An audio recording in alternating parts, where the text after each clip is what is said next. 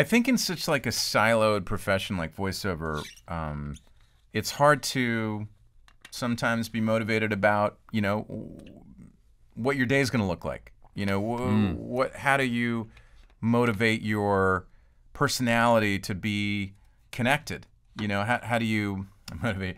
But you know what I mean? Like to motivate your connection. How do you spurn that on? And I think one of the things that we really realized, and I'm not just saying it's because of the program, but we try to do that initially in our own careers. Like you try to build a community, right? You try to make friends with other voiceover folks, and you know, and you really thrive off the session experience. But or the green room, which which is amazing, because that's what we miss, is like being in the green room, off and, either prior to the session or prior to the audition, just feeling the energy of your fellow voice actors. I do miss that, and we don't get that as much. We don't get that, right? and I think that's why, like, you really need to create that, whatever you do, right? And I feel like people who succeed in even in their mental health and motivating their evolution as a personality, you do that through community, right? So you reach out in online groups, and I think that's one of the things with our program, which is really something we didn't expect. No, not at all. Right? Like, we intended to create this cool training, but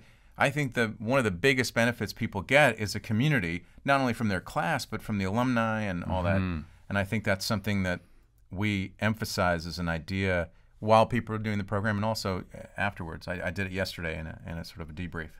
Yeah, I mean, you definitely need to, I don't know, there needs to be a certain amount of human connection in your life. Yeah. There's days that I work from home from 9 until 6 or whatever. My wife comes home, she's like, "What are you doing? Get outside!" Right. You know, because I should be going out for like a walk around the block or listening to a podcast or whatever.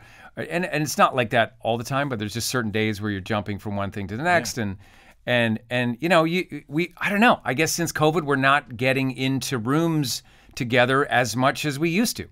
Maybe coffee was more of or lunches, or you know, it's just not as much. So you definitely got to make sure you're filling up on conversations and like all of that's going to fuel you, because friends give you energy. People give you energy by being around them. That's what I feel, and I even feel that by having a Zoom chat. I mean, you know, we had one this morning. You kind of connect with someone, you have some laughs, and it just fills you up, and then you can bring that into the rest of your day. And so you don't have to wear the squirrel costume the whole day. I'm not sure what that means, but that's fine. Squirrely running around. Oh, yeah. And the one thing also I wanted to add is accountability, right? Yeah. So when you have a community, you know, people will either they can be tougher on you or easier on you, but you're like, oh, how's that thing going that you're working on?